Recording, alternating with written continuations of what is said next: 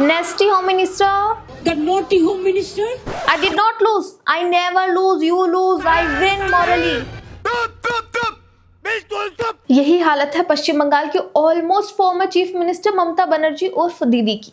बंगाल चुनाव के नतीजे आ चुके हैं। बीजेपी को 200 से ज्यादा सीटें मिली हैं और टीएमसी सिर्फ 80 पर सिमट गई हैं। लेकिन असली ड्रामा नतीजों के बाद शुरू हुआ।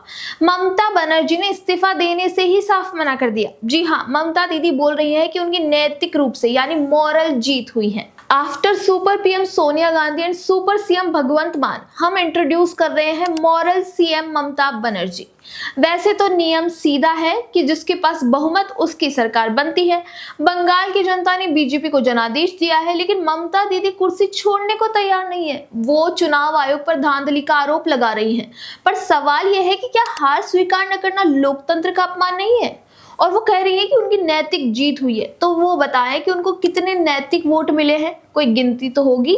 दीदी के इस व्यवहार को देखकर तो ऐसा लगता है जैसे मुख्यमंत्री की कुर्सी के साथ उनका कोई लाइफ टाइम कॉन्ट्रैक्ट साइन हुआ हो। अब सवाल है कि कानून क्या कहता है। देखिए, अगर दीदी खुद नहीं हटती तो संविधान के पास इसका इलाज मौजूद है। पहला कदम तो यह है कि राज्यपाल अनुच्छेद 164 के तहत उन्हें सीधे बर्खास्त कर सकते हैं, क्योंकि मुख्यमंत्री तब तक पद पर रहती है जब तक राज्यपाल की इच्छा बनी रहे। दूसरा कदम, राज्यपाल विधानसभा बुलाकर उन्हें फ्लोर टेस्ट के लिए कह सकते हैं, जहां दूध का दूध और पानी का पानी हो जाएगा।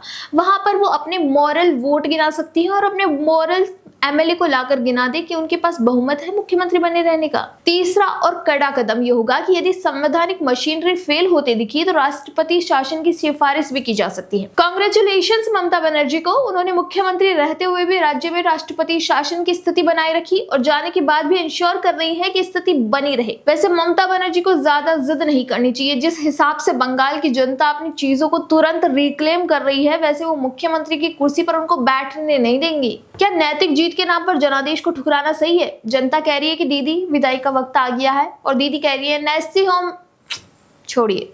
अब तो देखते हैं कि क्या दीदी सीधे पद छोड़ेंगी या फिर ये मामला भी कोर्ट की दहलीज तक जाएगा।